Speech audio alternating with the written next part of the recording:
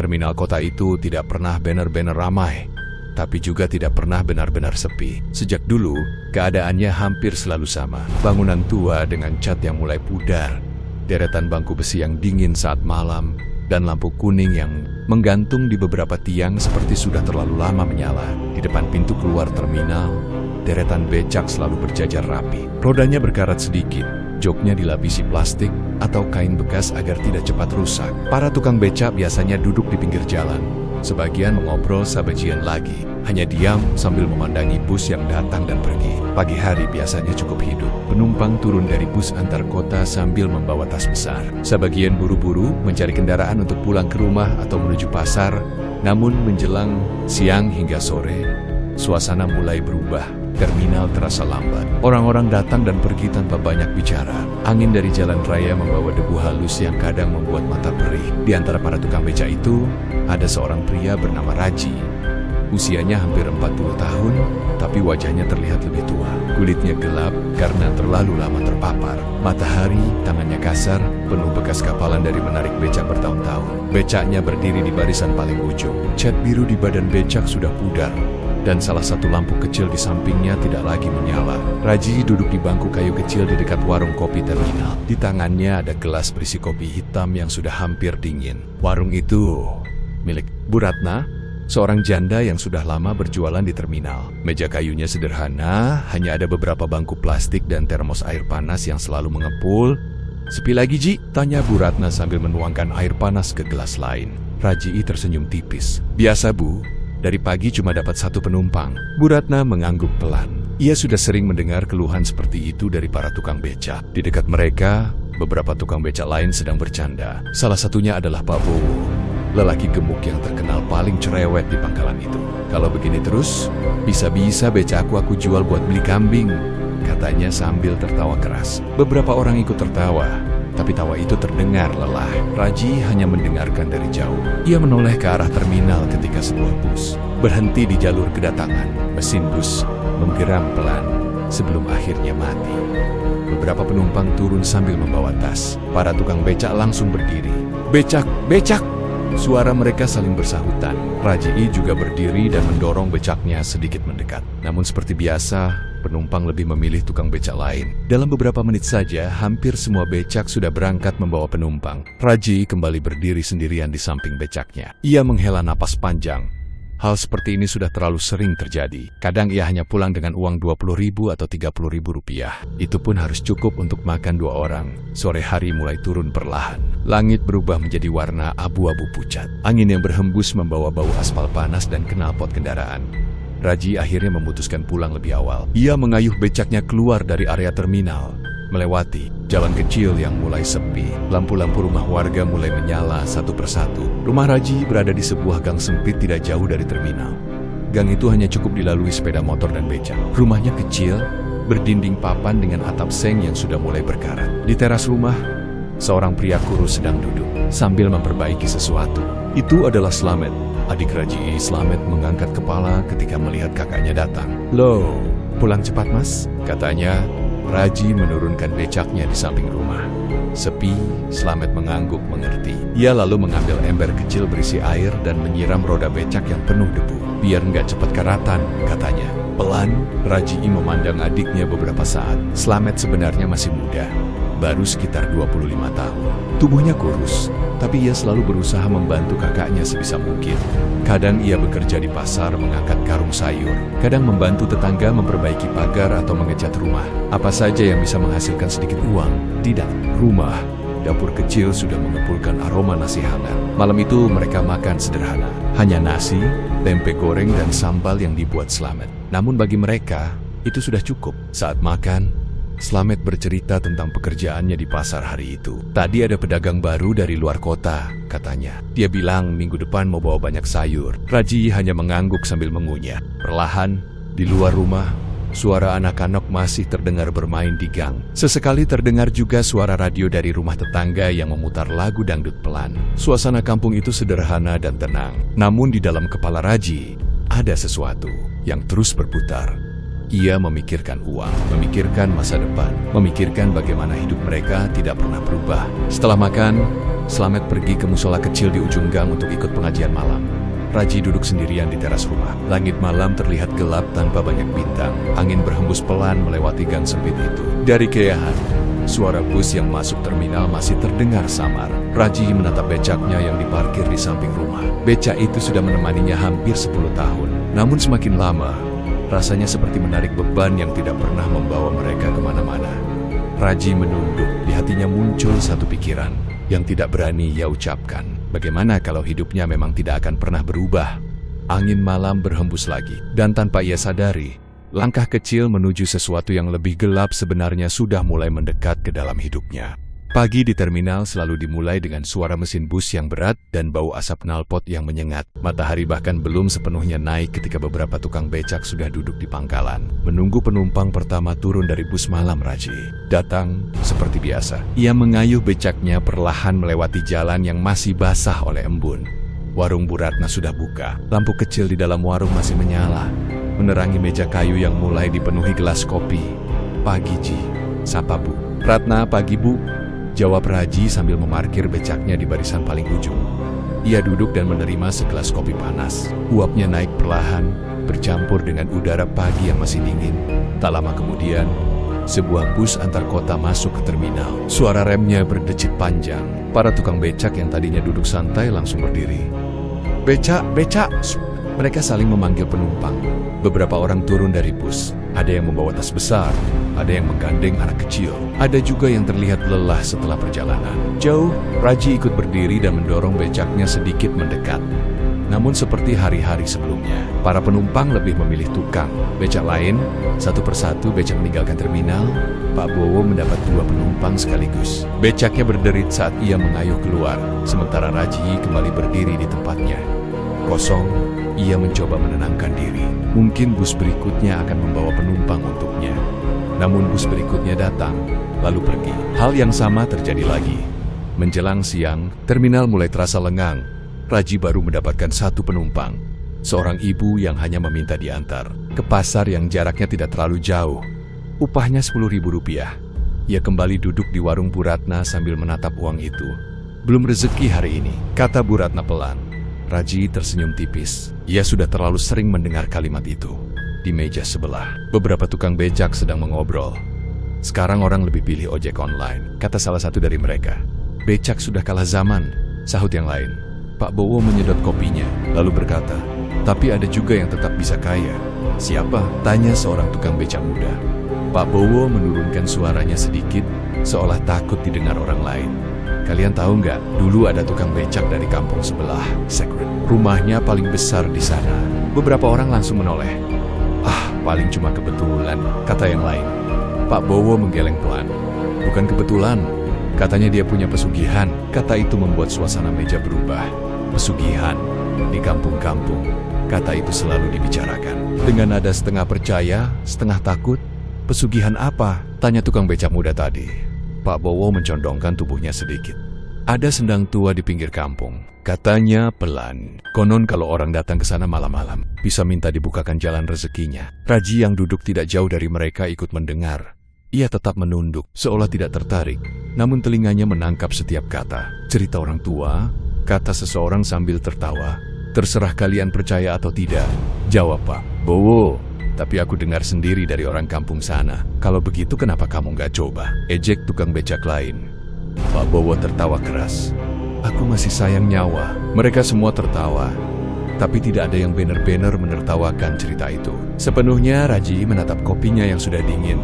Sendang tua di pinggir kampung. Tempat itu, sebenarnya ia tahu, letaknya tidak terlalu jauh dari terminal. Tapi jarang ada orang yang pergi ke sana. Sendang itu berada di balik kebun bambu yang cukup lebat. Orang-orang kampung biasanya hanya lewat di siang hari. Malam hari tempat itu selalu dihindari. Katanya kalau mau minta rezeki, harus ada syaratnya, lanjut Pak Bowo. "Syarat apa?" tanya seseorang. Pak Bowo mengangkat bahu. "Enggak tahu pasti, tapi biasanya pesugihan memang selalu pakai tumbal." Suasana kembali sunyi. Kata tumbal selalu membuat orang merasa tidak nyaman. Tak lama kemudian, pembicaraan berubah ke hal lain. Namun, kata-kata tadi sudah terlanjur tertanam di kepala Raji. Sore hari datang perlahan. Matahari mulai turun, membuat bayangan panjang di lantai terminal. Raji hanya mendapatkan 2 penumpang hari itu. Total uang di sakunya bahkan tidak sampai Rp50.000 saat pulang. Ia mengayuh becaknya lebih pelan dari biasanya. Jalan menuju rumah terasa panjang. Di kiri kanan jalan, beberapa warung mulai menyalakan lampu. Anak-anak bermain bola di lapangan kecil dekat musola. Semua terlihat seperti hari-hari biasa. Namun pikiran Raji terasa penuh ketika ia sampai di rumah. Slamet sudah duduk di teras. Adiknya itu sedang membersihkan rantai sepeda tua yang sering ia pakai ke pasar. Dapat banyak hari ini, Mas? Tanya Slamet. Raji berhenti sebentar sebelum menjawab. Lumayan, katanya pendek. Slamet tersenyum. Ia tidak pernah banyak bertanya. Malam datang perlahan setelah makan malam sederhana. Slamet kembali pergi ke musola untuk pengajian seperti biasa. Raji duduk sendirian di teras. Langit malam terlihat gelap. Angin berhembus pelan, membuat daun-daun pohon di gang bergerak pelan. Dari kejauhan terdengar suara bus masuk terminal. Raji menatap jalan kecil di depan rumah. Di dalam pikirannya, cerita tentang sendang tua itu muncul lagi. Ia mencoba menepisnya, namun semakin ia mencoba melupakannya, semakin jelas bayangan tempat itu di kepalanya.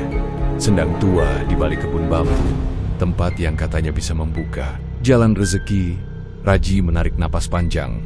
Ia tahu cerita seperti itu sering hanya menjadi bahan pembicaraan di warung kopi. Namun malam itu, untuk pertama kalinya, ia mulai bertanya dalam hati. Bagaimana jika cerita itu benar? Angin malam berhembus, lagi melewati gang. Dan di kejauhan, dari arah yang sama dengan kebun bambu, terdengar suara ranting patah yang samar di tengah gelap. Hari-hari setelah percakapan di warung terminal itu terasa berbeda bagi Raji. Ia tetap menjalani rutinitas yang sama, datang pagi ke pangkalan becak, menunggu penumpang, minum kopi di warung Bu Ratna, lalu pulang sore hari dengan uang yang tidak seberapa. Tetapi di dalam kepalanya, satu pikiran terus muncul dan sulit dihilangkan.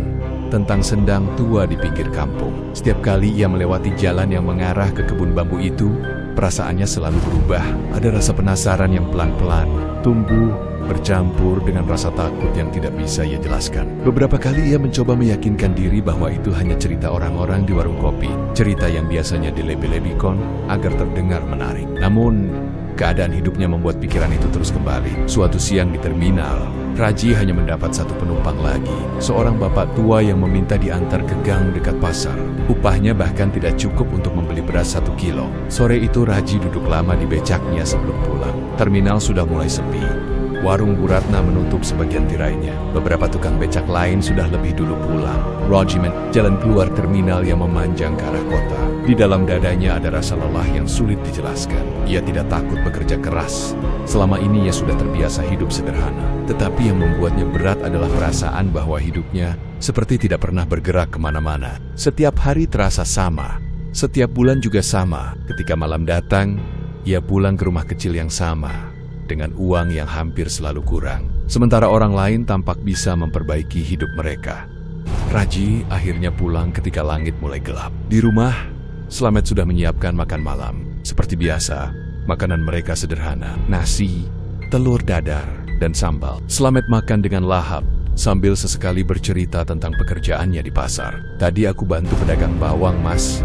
Lumayan, dapat upah 15.000, katanya. Sambil tersenyum, Raji mengangguk pelan. Melihat adiknya tersenyum membuat hatinya sedikit lebih hangat. Slamet memang selalu berusaha melihat sisi baik dari keadaan. Namun di dalam diri Raji, ada sesuatu yang terus bergerak. Setelah makan, Slamet pergi ke musola untuk pengajian malam seperti biasa.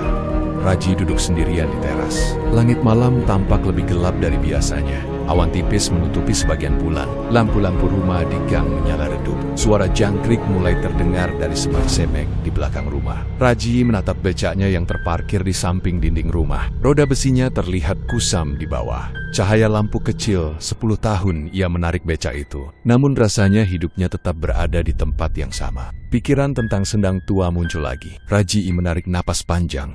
Ia berdiri perlahan, langkahnya terasa ragu, tetapi kakinya tetap bergerak. Ia mengambil jaket tipis yang tergantung di dalam rumah, lalu berjalan keluar gang tanpa berkata apa-apa kepada siapapun. Jalan menuju kebun bambu tidak terlalu jauh dari kampungnya. Namun pada malam hari, tempat itu terasa berbeda. Lampu jalan hanya ada di beberapa titik. Sebagian jalan bahkan gelap sepenuhnya. Angin malam berhembus melalui pepohonan, membuat suara daun saling bergesekan. Rajii berjalan semakin pelan ketika rama-rama warga mulai jarang terlihat. Beberapa menit kemudian, ia sampai di jalan tanah yang menuju kebun bambu. Tempat itu terasa sunyi, hanya ada suara serangga malam dan gesekan batang bambu yang tertiup angin. Rajii berhenti sebentar. Ia hampir saja berbalik pulang. Namun, kenapa? Rasa penasaran di dalam dirinya lebih kuat. Ia melangkah masuk ke jalan kecil itu. Semakin ke dalam, kebun bambu semakin rapat. Cahaya bulan hampir tidak bisa menembus dedaunan di atas. Tanah di bawah kakinya terasa lembab. Setelah berjalan beberapa menit, akhirnya Rajii melihat sesuatu di depan. Sebuah sendang kecil.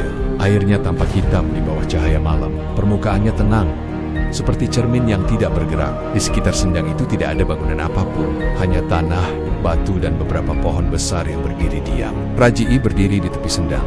Dadanya berdebar lebih cepat. Ais tidak tahu apa yang sebenarnya ia cari di tempat ini. Beberapa saat ia hanya berdiri tanpa bergerak. Lalu tiba-tiba terdengar suara pelan dari belakangnya. Sudah lama tidak ada yang datang malam-malam. Rajii langsung menoleh. Di bawah bayangan pohon besar, seorang lelaki tua berdiri. Rambutnya putih semua.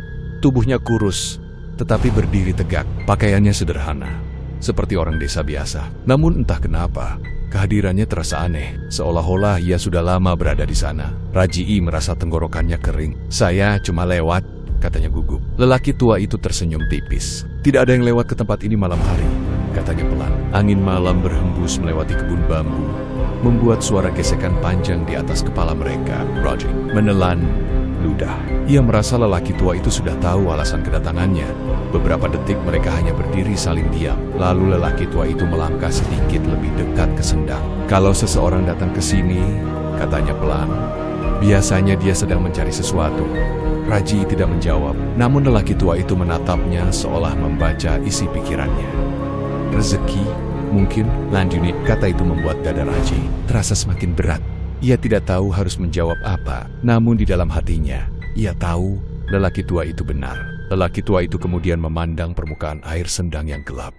"Air di sini sudah sangat tua," katanya perlahan. Banyak orang pernah datang dengan harapan yang sama. Rajii merasa bulu kuduknya berdiri. Kalau seseorang benar-benar ingin membuka jalan rezekinya, lanjut lelaki tua itu, sendang ini bisa membantu. Rajii akhirnya bertanya dengan suara pelan, "Apa yang harus dilakukan?" Lelaki tua itu tidak langsung menjawab. Ia hanya menatap air sendang beberapa saat, lalu berkata dengan nada tenang yang membuat udara malam terasa lebih dingin. "Tidak ada yang gratis di dunia ini." Angin malam kembali berhembus, dan untuk pertama kalinya sejak datang ke tempat itu, Rajii mulai menyadari bahwa langkahnya malam ini mungkin sudah membawa dirinya terlalu jauh.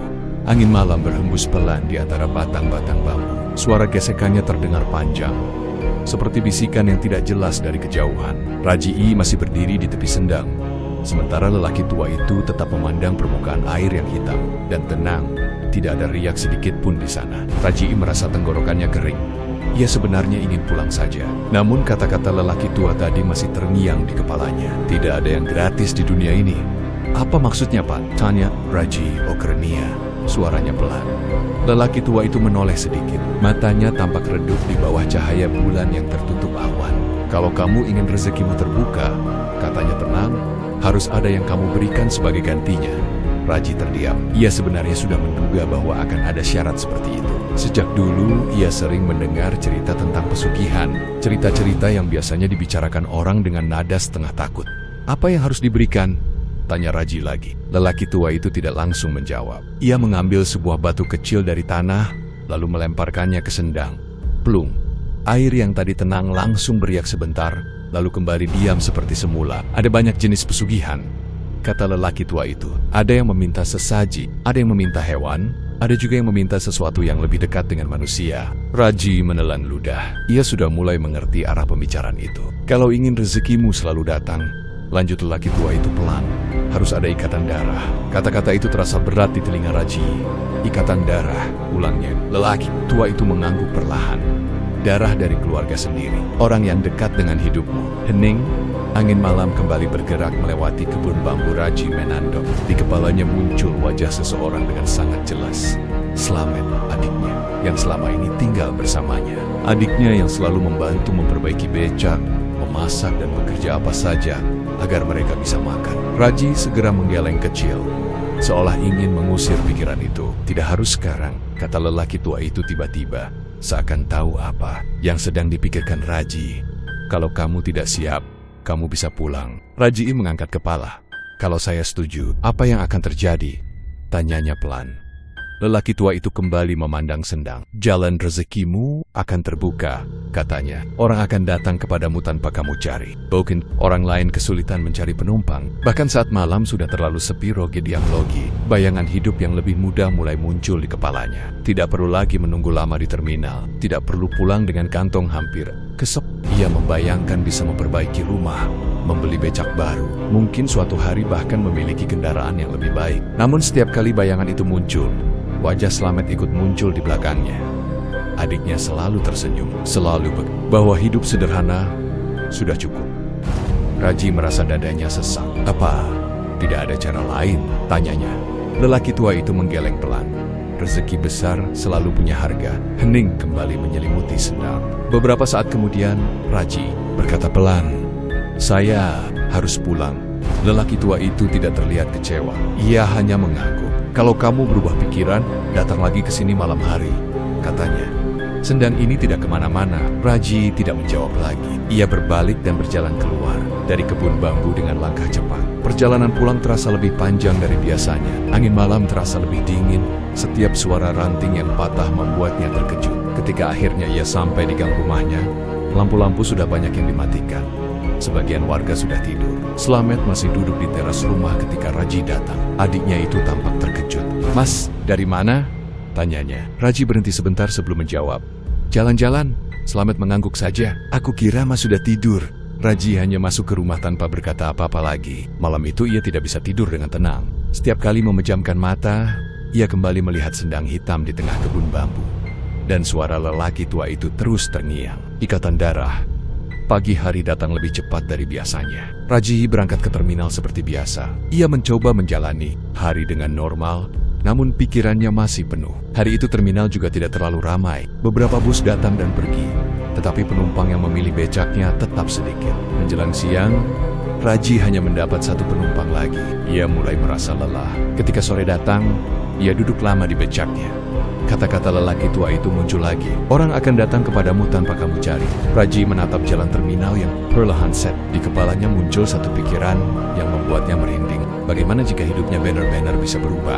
Namun untuk pertama kalinya sejak malam di Sendang itu, ia juga mulai menyadari sesuatu. Kadang manusia tidak perlu mengatakan keputusan dengan kata-kata, karena keputusan itu perlahan sudah mulai terbentuk di dalam hati. Dan tanpa ia sadari, langkah menuju keputusan itu mulai mendekat sedikit demi sedikit ke dalam hidupnya.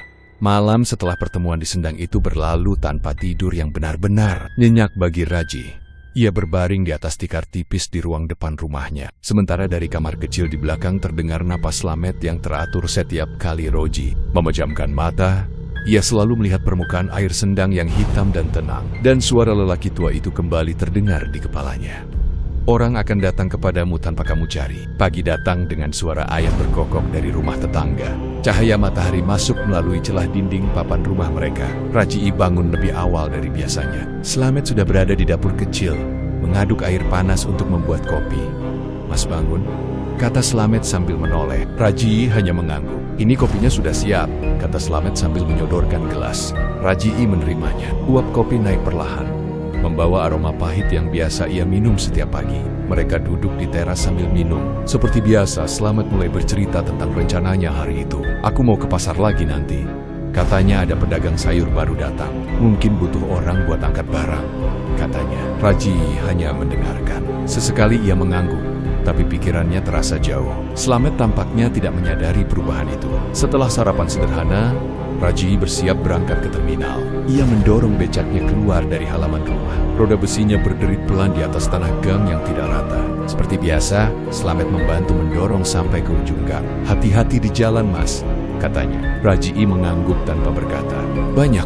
Pagi di terminal terasa sama seperti hari-hari sebelumnya. Bus datang dan pergi, orang-orang berjalan terburu-buru, dan suara pedagang kecil terdengar dari berbagai arah. Raji memarkir becaknya di barisan seperti biasa. "Pak Bowo sudah ada di sana." "Pagi, Ji," sapanya. Pagi, beberapa becak lain juga mulai berdatangan. Warung Bu Ratna sudah membuka tirainya. Bau kopi dan gorengan menyebar di udara pagi. Tak lama kemudian sebuah bus besar masuk ke terminal. Suara remnya panjang dan berat. Para tukang becak langsung berdiri. Becak! Becak! Suara mereka bersahutan seperti biasa. Raji juga ikut berdiri. Namun ia tidak terlalu berharap seperti hari-hari sebelumnya. Biasanya penumpang akan memilih orang lain terlebih dahulu. Pintu bus terbuka. Beberapa penumpang turun. Seorang pria membawa tas besar berjalan menuju deretan becak. Raji hanya menunggu sambil memegang stang becaknya. Pria itu berjalan melewati 2 becak pertama. Lalu yang ketiga. Kemudian ia berhenti tepat di depan Raji. Becak kosong, tanyanya. Raji sedikit terkejut. Iya pak, bisa antar ke Jalan Mangga? Bisa. Pria itu langsung naik ke kursi becak. Raji mengayuh pelan keluar terminal. Perjalanan ke Jalan Mangga tidak terlalu jauh, hanya sekitar 10 menit. Sesampainya di sana, pria itu turun dan memberikan uang Rp20.000. Tidak usah kembaliannya, katanya sebelum berjalan pergi. Raji memandang uang itu sebentar. Ia kembali ke terminal. Ketika ia sampai, sebuah bus lain baru saja datang. Para tukang becak kembali berdiri. Seorang ibu dengan tas belanja turun dari bus dan melihat sekeliling. Ia langsung berjalan menuju Raji. Becak, ya, katanya. Raji mengangguk. Ibu itu naik tanpa banyak bicara. Sepanjang perjalanan, Raji merasa ada sesuatu yang aneh. Biasanya ia harus menunggu lama sebelum mendapat penumpang berikutnya. Namun, pagi ini terasa berbeda. Setelah mengantar ibu itu dan kembali ke terminal, seorang penumpang lain sudah berdiri di dekat becaknya. Pak, bisa antar ke pasar? Tanya seorang pemuda. Raji kembali mengangguk. Hari itu berlalu dengan cara yang tidak biasa. Setiap kali Raji kembali ke terminal, selalu ada penumpang yang menunggu atau langsung datang menghampirinya. Bahkan Pak Bowo mulai memperhatikannya. Wah, rezekimu lagi bagus hari ini, Ji, katanya sambil tertawa. Raji hanya tersenyum kecil. Namun di dalam hatinya ada perasaan aneh yang tidak bisa ia jelaskan. Sore hari, ketika ia menghitung uangnya di warung Bu Ratna, jumlahnya jauh lebih banyak dari biasanya. Lebih dari Rp100.000. Jumlah yang jarang sekali ia dapatkan. Dalam sehari, Bu Ratna ikut tersenyum melihatnya. Wah, lumayan hari ini, katanya. Raji mengangguk. Namun saat itu juga, pikirannya kembali ke malam di Sendang. Ia ingat satu hal. Ia sebenarnya belum melakukan apapun. Ia belum memberikan apapun seperti yang diminta lelaki tua itu. Jadi kenapa hari ini terasa berbeda? Raji pulang menjelang maghrib. Slamet sedang menyapu halaman kecil ketika ia datang. Mas pulang, katanya ceria. Raji turun dari becaknya dan mengeluarkan uang dari saku. Hari ini ia membeli beberapa lauk tambahan dari pasar. Ada ikan goreng dan sedikit sayur. Slamet terlihat senang. Wah, hari ini makan enak, katanya sambil tertawa kecil. Malam itu mereka makan lebih banyak dari biasanya. Suasana rumah terasa hangat. Namun ketika Slamet sudah tidur dan rumah kembali sunyi, Raji keluar ke teras. Ia duduk di samping becaknya. Angin malam berhembus pelan. Raji menatap kursi belakang becaknya yang kosong. Lalu tanpa sengaja, ia merasa kursi itu sedikit bergerak. Seperti ada seseorang yang baru saja duduk di sana. Raji langsung menoleh. Namun tidak ada siapa-siapa di geng. Hanya angin malam yang lewat pelan di antara rumah-rumah. Raji menelan ludah. Di dalam kepalanya muncul kembali suara lelaki tua di Sendang. Orang akan datang kepadamu tanpa kamu cari. Raji menatap becaknya lebih lama. Dan untuk pertama kalinya sejak hari itu dimulai, ia mulai merasa bahwa sesuatu mungkin benar-benar sudah berubah dalam hidupnya. Hari-hari setelah kejadian itu berlalu dengan cara yang tidak pernah Raji bayangkan sebelumnya. Setiap pagi ketika ia datang ke terminal, penumpang selalu ada untuknya. Kadang bahkan, sebelum ia sempat memarkir becaknya dengan benar, seseorang sudah menghampiri. Pak Becak, bisa antar ke pasar? Pak, ke Jalan Melati ya? Pak, ke rumah sakit. Hal seperti itu terjadi hampir setiap hari. Para tukang becak lain mulai memperhatikan.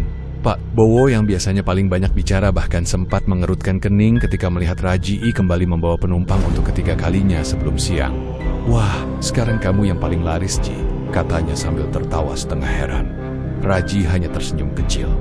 Ia sendiri sebenarnya masih belum sepenuhnya mengerti apa yang sedang terjadi. Namun satu hal yang jelas, uang yang ia bawa pulang setiap hari semakin banyak. Dalam 1 minggu saja, ia bisa mendapatkan lebih dari biasanya dalam sebulan. Awalnya Raji hanya menggunakan uang itu untuk kebutuhan. Sehari-hari ia membeli beras lebih banyak, memperbaiki atap rumah yang bocor, dan mengganti ban becaknya yang sudah tipis.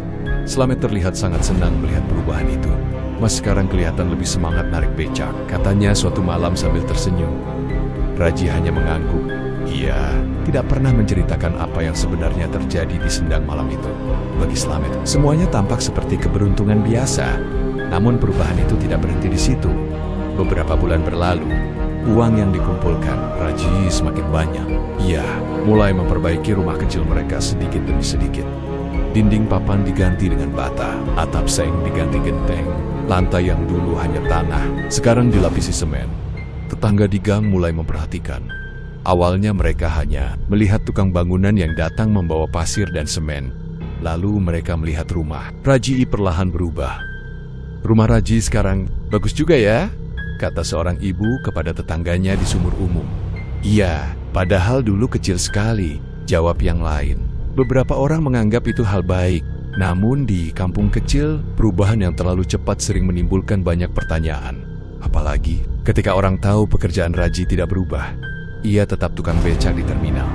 Suatu pagi di warung Bu Ratna, beberapa tukang becak sedang duduk sambil minum kopi. Pak Bowo menatap Raji yang baru saja kembali mengantar penumpang. Ji, katanya tiba-tiba. Raji menoleh. Iya, Pak Bowo menggaruk dagunya. Kamu sekarang tiap hari dapat penumpang terus ya? Raji tersenyum tipis. Ya, lumayan. Tukang becak lain ikut menoleh. Bahkan kalau terminal lagi sepi pun, kamu tetap ada penumpang, kata salah satu dari mereka. Raji tidak langsung menjawab. Ia mengambil gelas kopi di depannya. Namanya juga rezeki, katanya pelan. Pak Bowo tertawa kecil, tetapi matanya masih menatap Raji. Iya sih, rezeki, katanya. Namun setelah itu mereka tidak melanjutkan pembicaraan. Meski begitu, Raji bisa merasakan sesuatu mulai berubah di pangkalan becak itu. Tatapan orang-orang kadang terasa lebih lama dari biasanya, seolah mereka sedang mencoba memahami sesuatu yang tidak mereka lihat. Di kampung, bisik-bisik juga mulai terdengar. Suatu sore ketika Slamet pulang dari pasar, ia sempat mendengar dua ibu berbicara di dekat warung. Katanya, Raji sekarang punya banyak uang, kata salah satu dari mereka. Iya, rumahnya saja sekarang paling bagus di gang itu. Kerjanya kan cuma tukang becak. Suara mereka menjadi lebih pelan setelah itu. Slamet sebenarnya tidak terlalu memikirkan hal tersebut. Baginya yang penting kakaknya tidak lagi pulang dengan wajah lelah seperti dulu. Malam itu Slamet bercerita kepada Raji sambil makan. Tadi di pasar ada orang bilang rumah kita sekarang kelihatan baru, katanya. Raji hanya mengangguk. Ia sudah terbiasa mendengar komentar seperti itu. Namun jauh di dalam hatinya ada perasaan yang mulai mengganggu. Perubahan hidupnya memang nyata, namun ada sesuatu yang tidak pernah ia ceritakan kepada siapapun. Tentang sendang, tentang lelaki tua itu, dan tentang syarat yang dulu pernah disebutkan. Malam semakin larut. Setelah makan, Slamet pergi ke musola untuk pengajian seperti biasa. Raji duduk sendirian di teras rumah. Itu memang sudah terlihat jauh lebih baik dari sebelumnya. Lampu teras menyala terang. Halaman kecil mereka kini sudah diberi pagar sederhana. Namun meskipun hidupnya terlihat lebih baik, perasaan Raji tidak selalu tenang. Angin malam bertiup pelan di gang. Raji menatap becaknya yang terparkir di dekat dinding rumah.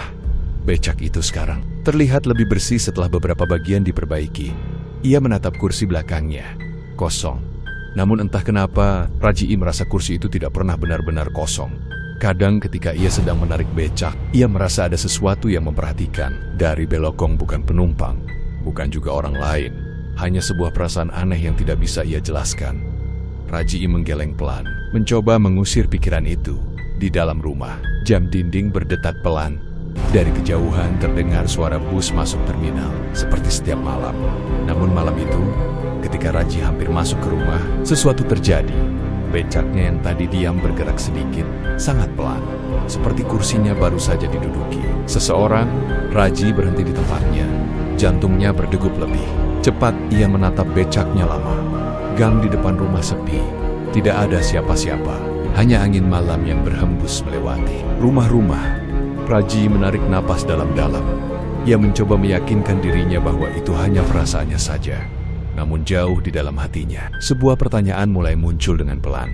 Jika rezeki itu memang datang dari sendang, apakah sesuatu dari sana juga ikut datang bersamanya?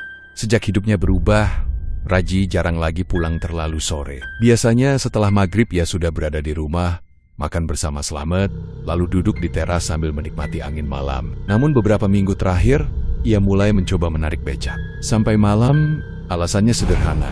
Penumpang tetap ada. Bahkan ketika terminal sudah mulai sepi, seseorang hampir selalu datang menghampiri becaknya. Hal itu sebenarnya membuat Raji sedikit heran. Dulu, setelah matahari terbenam, tukang becak biasanya mulai pulang satu persatu. Terminal akan terasa kosong. Hanya beberapa sopir bus dan pedagang kecil yang masih bertahan. Namun sekarang, justru pada jam-jam itulah Raji sering mendapat penumpang. Suatu malam, setelah Slamet pergi ke pengajian di musola, Raji kembali ke terminal. Lampu-lampu besar di terminal menyala redup. Sebagian lampu bahkan sudah mulai berkedip karena tua. Warung Bu Ratna masih buka, meskipun hanya ada 2 orang pelanggan yang duduk sambil minum kopi. "Masih narik, Ji?" tanya Bu Ratna ketika melihat Raji datang. "Iya, Bu, lumayan kalau dapat 1-2 penumpang lagi," jawab Raji.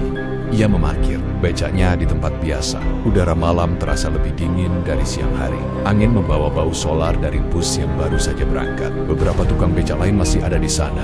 Pak Bowo termasuk salah satunya. Namun wajahnya terlihat lelah. "Kalau tidak ada penumpang lagi, aku mau pulang saja," katanya sambil meregangkan punggung. Raji hanya mengangguk. Sekitar 10 menit kemudian, seorang pria keluar dari area terminal. Ia berjalan pelan menuju deretan becak. Tanpa banyak melihat ke kanan kiri, pria itu langsung berhenti di depan becak Raji. Tanyanya, "Iya, ke Jalan Kenanga." Raji mengangguk dan mulai mengayuh. Jalan menuju Jalan Kenanga melewati beberapa gang yang cukup sepi. Lampu jalan tidak terlalu banyak, sehingga sebagian jalan tampak gelap. Penumpang itu duduk diam sepanjang perjalanan. Tidak seperti kebanyakan orang yang biasanya mengobrol atau setidaknya bertanya sesuatu, ia hanya diam. Raji sempat mencoba melihatnya melalui kaca spion kecil di setang becaknya. Namun wajah penumpang itu sulit terlihat jelas. Sialan, bayangan. Sesampainya di tujuan, pria itu turun dan memberikan uang tanpa banyak bicara. Raji mengucapkan terima kasih, lalu kembali ke terminal.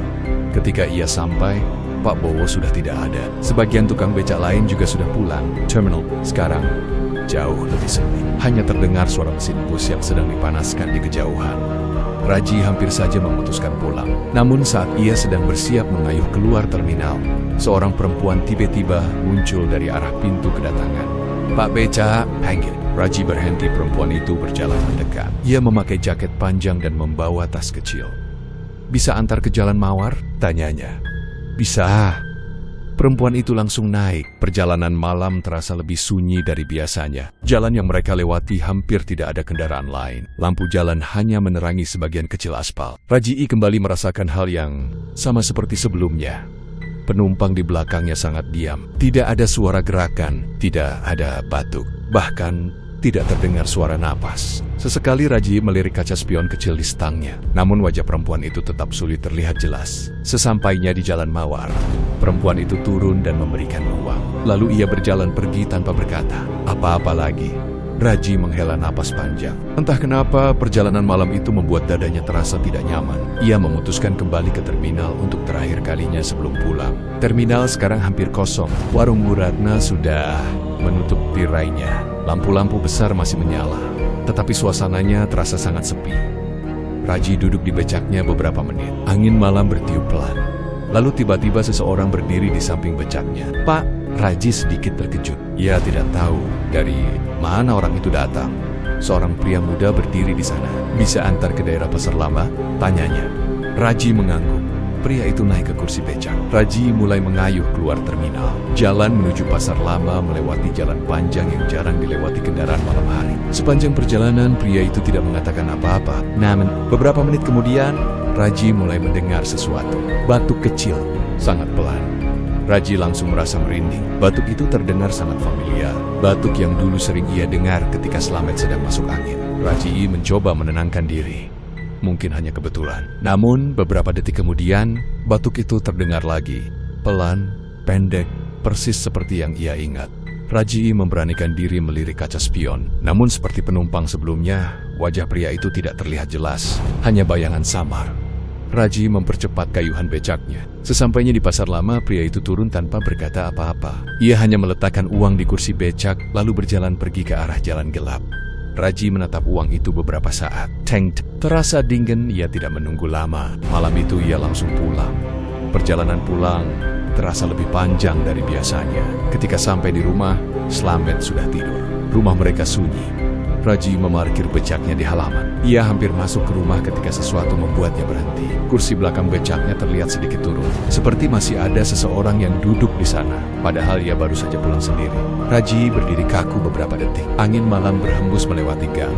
Jangkrik berbunyi dari semak-semak. Raji akhirnya masuk ke rumah tanpa berkata apa-apa. Namun malam itu, ketika ia mencoba tidur, satu pikiran terus berputar di kepalanya. Jika penumpang malamnya benar-benar manusia, kenapa wajah mereka tidak pernah terlihat jelas? Sejak kepergian Dani, suasana rumah Hasan berubah menjadi aneh. Rumah besar yang dulu membuat orang-orang kampung kagum itu kini terasa lebih dingin dari biasanya. Bukan dingin karena angin, tetapi dingin yang tidak bisa dijelaskan. Setiap malam, setelah semua lampu dipadamkan, Hasan sering terbangun tanpa sebab. Ia tidak pernah bisa tidur nyenyak lagi. Malam itu, sekitar pukul 2, Hasan membuka mata. Suasana kamar sangat sunyi, hanya terdengar suara kipas angin berputar pelan. Namun ada sesuatu yang membuatnya terbangun. Sebuah suara halus dari halaman belakang. Seperti roda yang digeser. Hasan duduk perlahan di tempat tidur. Ia mencoba meyakinkan dirinya bahwa itu hanya suara kucing atau angin yang menggerakkan sesuatu. Namun suara itu terdengar lagi. Kriik persis seperti suara roda becak yang didorong perlahan. Dada Hasan langsung terasa berat. Ia tahu suara itu. Suara itu sangat ia kenal. Suara roda becaknya sendiri.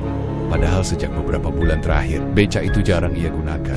Hasan lebih sering naik mobil ke terminal, sekadar untuk melihat-lihat. Dengan langkah pelan, Hasan turun dari tempat tidur. Ia membuka pintu kamar. Rumah terasa gelap. Lampu ruang tamu hanya menyala redup. Istrinya masih tertidur. Hasan berjalan menuju dapur, lalu ke pintu belakang. Saat ia membuka pintu, udara malam langsung menyentuh wajahnya. Halaman belakang tampak sepi. Becaknya masih berada di tempat biasa, bersandar di tembok dekat pohon mangga. Tidak ada siapa-siapa. Hasan menghela napas panjang. Mungkin cuma suara angin, gumamnya. Namun ketika ia hendak kembali masuk, sesuatu membuatnya berhenti. Becak itu pelan-pelan roda depannya bergerak sedikit, seperti didorong oleh seseorang. Padahal tidak ada siapa-siapa di sana. Hasan menahan napas. Angin malam sebenarnya tidak terlalu kencang, tapi roda itu kembali bergerak. Kriik Hasan menatap lama, lalu sesuatu yang lebih aneh terjadi. Becak itu bergerak maju, sedikit, sangat pelan. Seolah ada tangan tak terlihat yang sedang mendorongnya. Hasan mundur satu langkah. Untuk pertama kalinya sejak lama, ia merasakan ketakutan yang benar-benar nyata. Suara jangkrik di sawah tiba-tiba berhenti. Semua terasa sunyi, lalu dari arah pohon mangga terdengar suara pelan, seperti seseorang yang sedang menarik napas. Hasan menelan ludah. Ia mencoba memanggil dengan suara pelan. Siapa? Tidak ada jawaban. Namun suara napas itu masih terdengar panjang, berat, seperti seseorang yang kelelahan setelah berjalan jauh. Hasan merasa bulu kuduknya berdiri. Ia ingin menutup pintu, namun kakinya seperti tidak bisa bergerak. Tiba-tiba roda becak itu kembali berbunyi. Kriik kali ini lebih keras, dan becak itu bergerak lebih jauh. Sekarang posisinya menghadap langsung ke arah Hasan, seolah-olah sedang menunggu seseorang untuk naik. Hasan menatap kosong. Di kepalanya tiba-tiba mengkil satu pikiran yang membuat dadanya sesak. Dani. Hasan memejamkan mata sebentar. Bayangan adiknya muncul begitu jelas. Wajah Dani, senyumnya, suara tawanya ketika mereka masih kecil. Hasan menggenggam kusen pintu dengan kuat. Ini cuma perasaan, bisiknya pada dirinya sendiri. Namun saat ia membuka mata lagi, ia melihat sesuatu di kursi penumpang becak itu. Sesuatu yang gelap seperti bayangan seseorang yang sedang duduk. Hasan langsung mundur 2 langkah. Dadanya berdetak keras. Bayangan itu tidak bergerak, hanya duduk diam, namun bentuknya sangat jelas seperti seseorang yang sedang menunduk. Angin malam tiba-tiba bertiup lebih kencang. Daun pohon mangga bergesekan pelan. Hasan mencoba memfokuskan matanya. Bayangan itu masih ada. Lalu pelan-pelan, sangat pelan, kepala bayangan itu terangkat. Hasan tidak bisa melihat wajahnya dengan jelas. Hanya bentuk tubuh yang samar dalam gelap. Namun, satu hal yang membuat Hasan hampir jatuh. Dari arah becak terdengar suara yang sangat pelan. Suara yang sangat ia kenal. Mas Hasan langsung menutup pintu dengan keras. Brok, ia bersandar di pintu dengan napas terengah-engah. Keringat dingin mengalir di pelipisnya. Suara itu, ia yakin sekali. Itu suara Dani. Hasan menutup wajahnya dengan kedua tangan. Untuk pertama kalinya sejak peristiwa malam di hutan itu, Hasan benar-benar menyadari sesuatu. Kesepakatan itu belum selesai. Apa yang ia lakukan bukan hanya sekadar pengorbanan. Ada sesuatu yang terus mengikuti. Sesuatu yang tidak akan pernah benar-benar pergi di luar rumah. Roda becak itu kembali berbunyi pelan. Kriik, seolah seseorang sedang mencoba menaikinya. Namun, Hasan tidak berani membuka pintu lagi. Ia hanya berdiri di sana sampai azan subuh terdengar dari musola kampung. Dan ketika akhirnya ia memberanikan diri melihat halaman lagi, becak itu sudah kembali diam di tempatnya, seperti tidak pernah terjadi apa-apa. Namun sejak malam itu, Hasan mulai sadar, rezeki yang datang tanpa henti itu bukanlah berkah. Itu adalah pengingat bahwa ada satu utang yang tidak akan pernah bisa ia bayar, dan seseorang masih menunggunya dalam diam di dekat becaknya. Sejak malam ketika Hasan mendengar suara Dani di halaman belakang, hidupnya tidak pernah benar-benar tenang lagi. Hari-hari tetap berjalan seperti biasa. Hasan masih pergi ke terminal setiap pagi. Ia masih duduk di becaknya, menunggu penumpang. Dan seperti biasa, penumpang selalu datang, bahkan lebih banyak dari sebelumnya. Seringkali orang-orang yang baru turun dari bus langsung berjalan ke arahnya tanpa menawar. Mereka naik begitu saja, menyebutkan alamat. Lalu Hasan mengayuh becaknya menyusuri jalanan kampung. Namun sekarang setiap kali Hasan mengayuh becak, perasaannya berbeda. Dulu ia merasa bangga. Sekarang yang ia rasakan hanya berat di dada. Ia selalu teringat pada Dani, terutama ketika roda becak itu berbunyi. Krik, krik, suara itu kini terdengar seperti sesuatu yang mengingatkan. Seolah setiap putaran roda berkata pelan di telinganya. Ada yang dibayar, ada yang dibayar. Orang-orang kampung juga mulai semakin sering berbisik. Hasan pura-pura tidak mendengar. Namun, kadang kata-kata itu tetap sampai ke telinganya. Dulu miskin banget, sekarang rumahnya gede. Becak doang kok bisa punya mobil. Adiknya juga hilang. Aneh, ya. Bisik-bisik itu seperti angin yang tidak pernah benar-benar berhenti. Suatu sore, ketika matahari mulai tenggelam di balik pepohonan, Hasan masih duduk di becaknya di depan terminal. Terminal mulai sepi, bus terakhir sudah lewat. Pedagang gorengan mulai membereskan dagangannya, sopir-sopir angkot satu persatu pulang. Langit berubah jingga, angin sore berhembus pelan. Biasanya Hasan juga sudah pulang pada jam seperti ini, namun entah kenapa sore itu ia merasa harus menunggu sedikit lebih lama. Seperti ada sesuatu yang belum selesai. Hasan memandang jalan kosong di depan terminal. Lalu dari kejauhan, ia melihat seseorang berjalan mendekat. Seorang lelaki, tubuhnya kurus, langkahnya pelan. Ia mengenakan jaket gelap dan topi yang menutupi sebagian wajahnya. Hasan tidak terlalu memperhatikan. Di terminal, penumpang seperti itu sering datang dari perjalanan jauh. Lelaki itu berhenti di depan becaknya. "Becak, Pak," katanya pelan. Hasan mengangguk. "Mau kemana?" Lelaki itu diam sebentar, kemudian menjawab dengan suara yang hampir berbisik. "Ke rumah." Hasan sedikit mengernyit.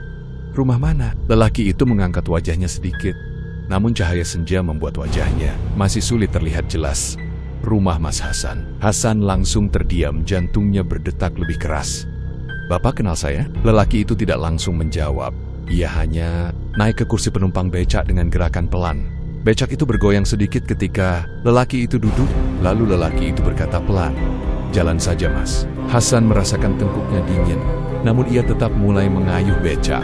Roda becak itu berputar perlahan di jalan yang mulai gelap sepanjang perjalanan. Lelaki itu tidak berbicara lagi, hanya duduk diam di belakang.